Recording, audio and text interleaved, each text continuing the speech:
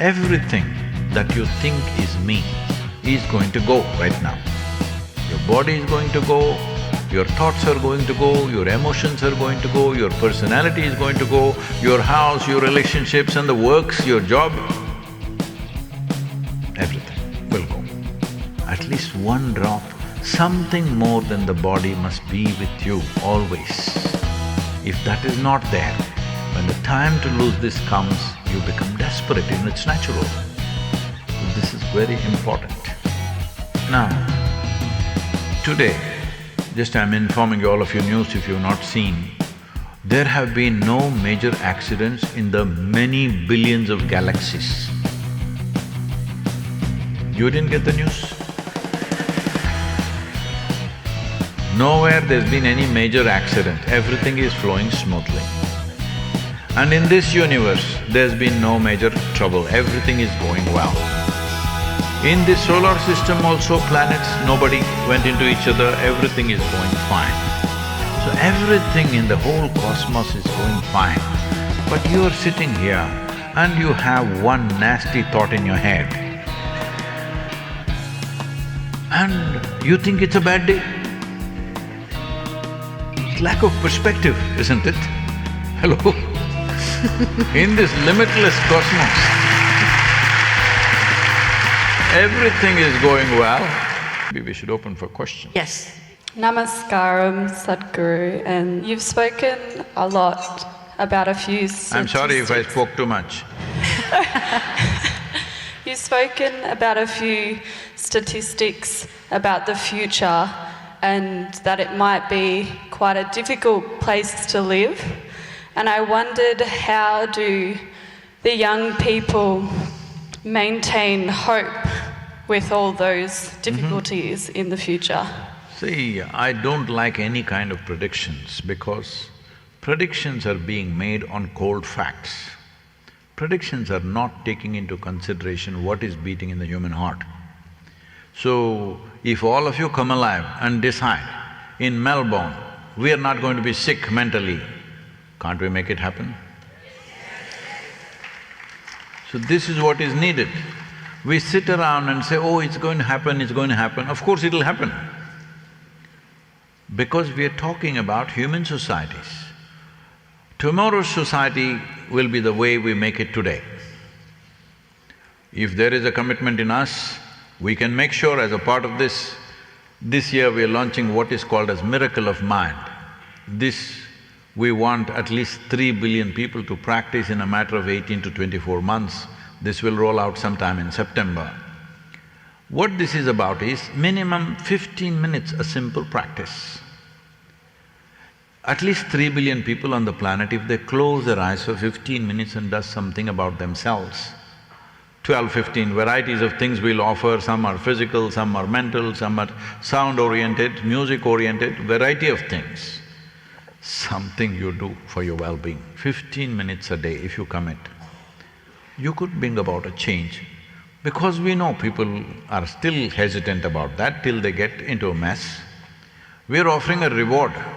We are trying to put together about 250 to 50 major brands in the world where, I'm saying for example, let's say Adidas shoes. Adidas, okay, let's go with that. If you're below 18 years of age, if you do 90 days of inner work upon yourself, they'll give you 5% discount on the shoes. I'm not saying this is the number, but some number they'll arrive at, because this is a business proposition. Let us say some car like Toyota will give you 10% discount on their service, but you are driving a Honda. Now they're nudging you to buy a Toyota, because I'm trying to say this is not charity, this is a business deal for them, to bring loyalty with their customers and build new customers. So if you are over 18 years of age and below 30 years of age, if you do it for 180 days, you get that reward. If you're over 30 years of age, if you do it for 300 days, you'll get that reward. The reward is just an add-on, but the biggest reward is you're mentally healthy. Hello? Yeah. While the microphones move around, I had a question for you. Can I ask you one more question? Well, I thought I'll read a poem for you. oh, you've written a poem for Yeah. me? Okay. Because you asked me the first question, I didn't get the poem at that time. That's true. It's titled as In Love. The beautiful weed-covered pond, the beautiful weed-covered pond, as I gaze at this seemingly still surface. As I gaze at this seemingly still surface, a fish plonks out in delightful effort, in search of sunlight or air, I do not know. A fish plonks out in delightful effort, in search of sunlight or air, I do not know. Splashes back into the pond, a momentary breakthrough for light and life, spectacular sight of spirit. Splashes back into the pond, a momentary breakthrough for light and life, spectacular sight of spirit.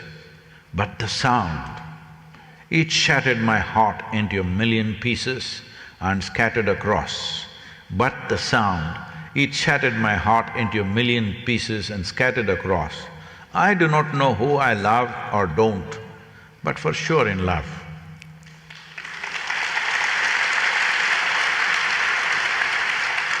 You have a question, is it? Well, it's to the words I don't know. The words I do not know are the door to seeking and knowing. So my question to you is, what do you not know? See, if you look at anything on surface, it looks like we know almost everything.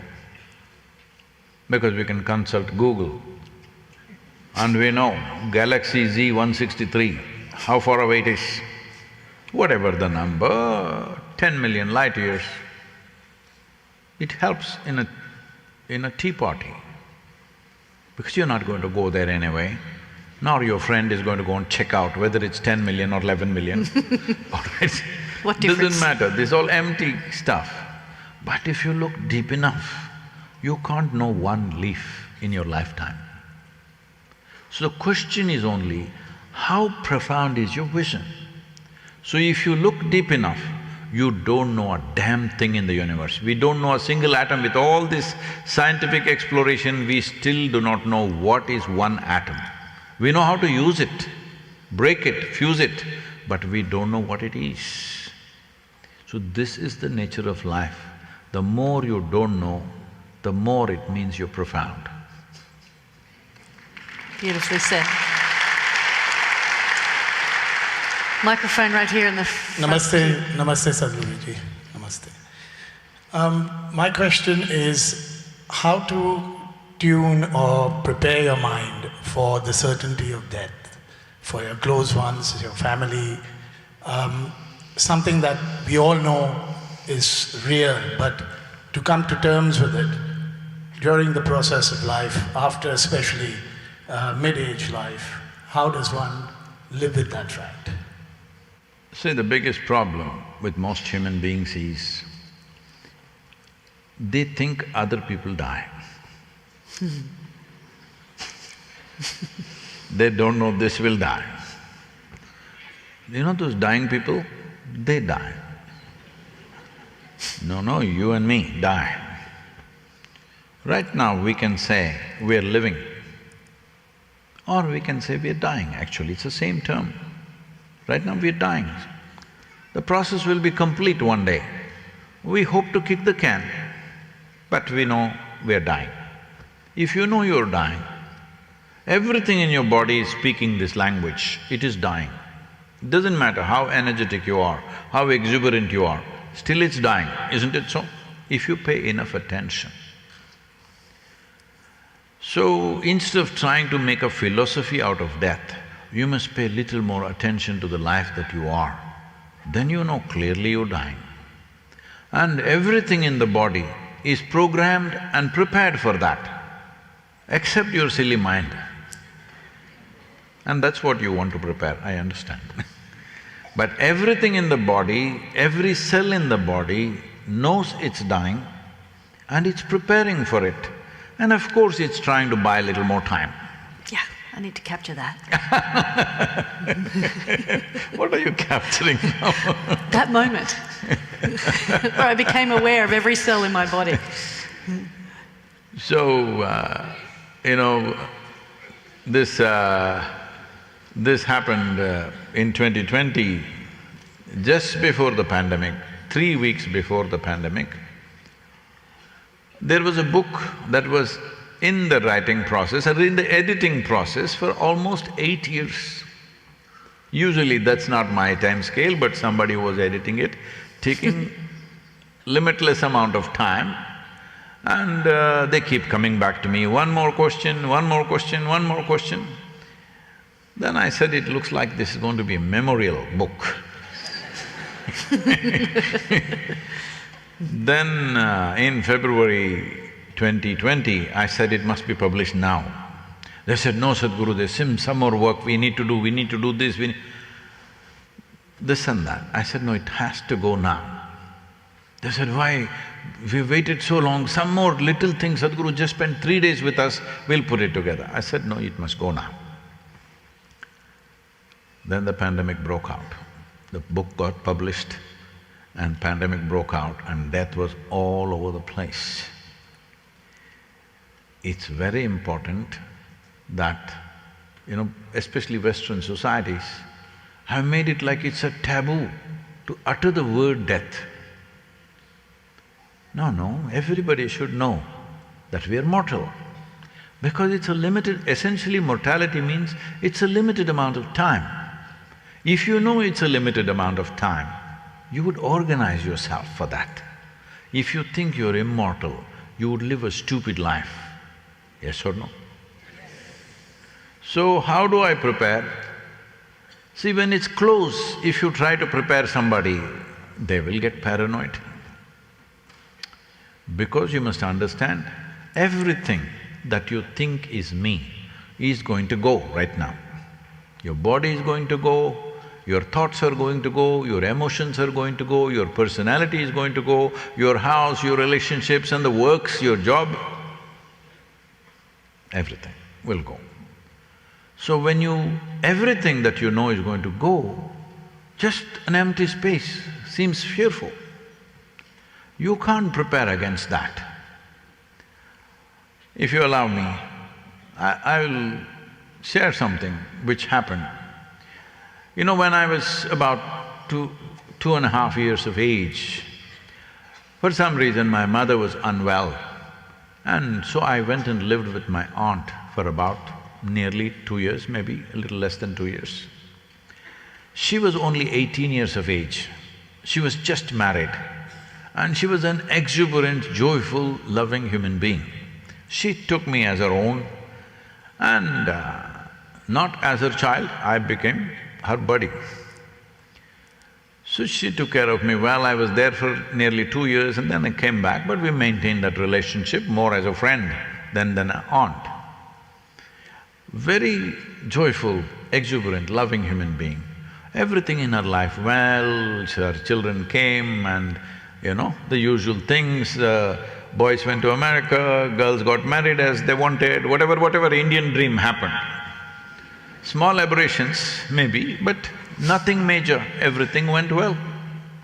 When she was 69 years of age, she got some tuberculosis in the brain and they said she has just a few months left. She lost it.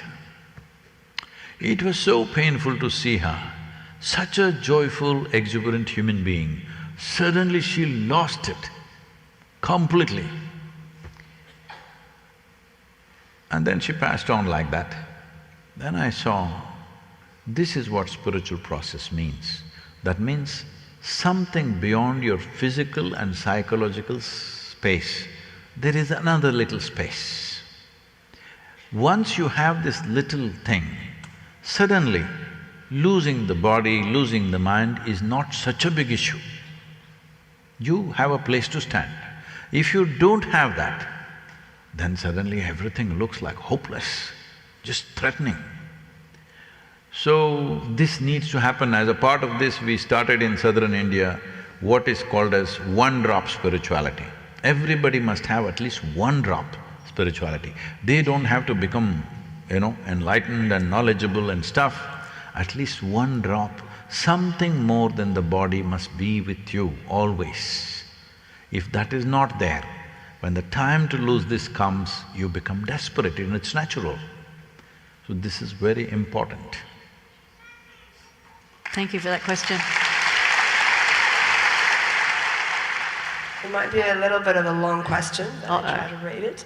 So we spoke about the human suffering, and at the same time that we're capable of our own inner engineering to achieve what we want and make the world around us the way that we want it. And there's also another concept of being surrendering to what is and self-acceptance, given that when we are still expecting something even from us, that could also create inner conflict. If we don't get that, then we're also in suffering. So I'd like to know your view on how to keep that balance between, surrendering to what is and also being able to, achieve what we want and be more balanced. See, these are all words that have been used extensively, but let me ask you a simple question. How many of you are really capable of surrendering yourself to something or someone or whatever? Please tell me frankly, be truthful about this. Anybody? No. Then why are you talking about things that you cannot do? You're not willing to do, all right? Don't talk about such things, it's a waste of time. But you can transform the way you think, the way you feel, the way you conduct your life, the way you breathe, the way you sit and the way you serve. We can transform that. Yeah. I'm sure you taught many people who don't know how to stand on the floor to stand on the board. Yeah. All right? Many people can't stand on the spinning earth, they have trouble. But you can train them, you can improve. You can improve the way you think, the way you feel, the way you conduct yourself. Every aspect of your life can be improved. But surrender is simply a big word without meaning, because first thing is you're not willing to do, and even if you try, you're not able to do. That's a fact. Am I correct, or is there somebody that I'm missing? This is a fact with most human beings. See, these are all things which are used in a certain context. When you use it out of context, it's very different. There are people like this, yogis, who have completely… they don't even eat, everything, somebody has to take care of them. In a way, a child has surrendered to you, you can think, an infant. But no, try not to give them something that they want, they will bite you. Hello? Even if they don't have teeth. Yes or no, mothers, I'm asking you. Those little guys are not simply easy.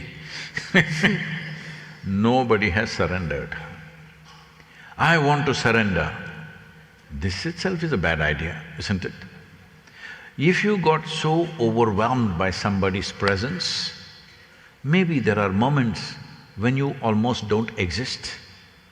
If we want to call that surrender, you can, but I would leave it without calling it anything. It's just a beautiful moment when your nonsense was not active. It happens when you're surfing, it happens. It does. When you're kicking a ball, it happens. When you're singing or dancing, it happens. Or if you're capable, it can just happen sitting here. See, these days I'm not getting any time, but if I close my door some days, 4 or 5 days, I don't read, I don't look at the television, I don't even look out of the window. 4 or 5 days, I don't have a single thought, I simply sit there.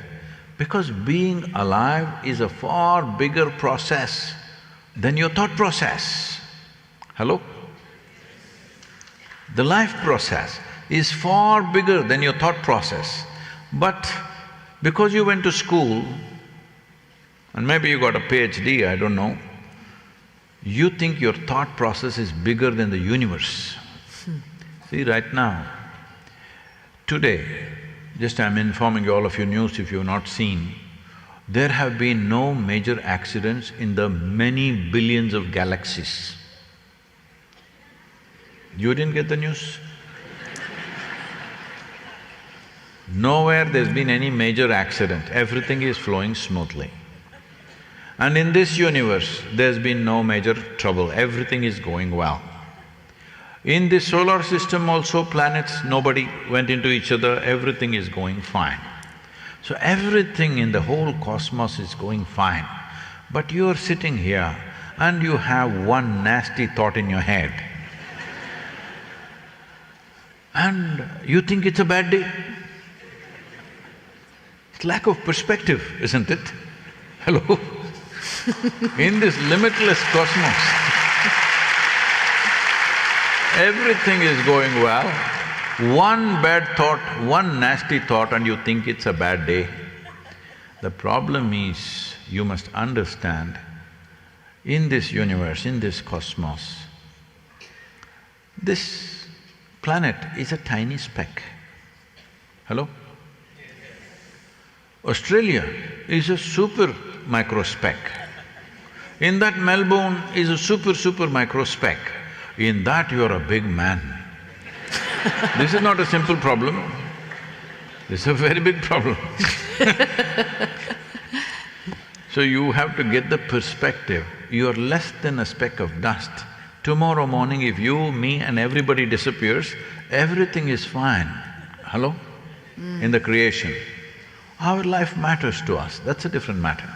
But if we lose perspective, we'll do all wrong things about ourselves and everything else. True that. So to respect everyone's time, I will just ask the last question. And my last question for you is, you've instilled so much inspiration and wisdom upon the audience tonight. What is the one most important thing everyone must do before they walk out of this room? What they should do? I know you don't like telling people what to do.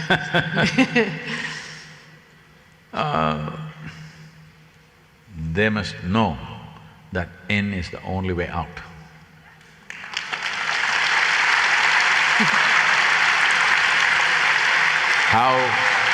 How they find the way in is up to them. If they need help, we can offer, otherwise they can find their own way. But in is the only way out. There is no other way out. And so, with that, you say enlightenment is not an attainment or an achievement, it's a homecoming. And I would like to thank you so much on behalf of everyone here today for bringing us all home. Thank you. Namaste.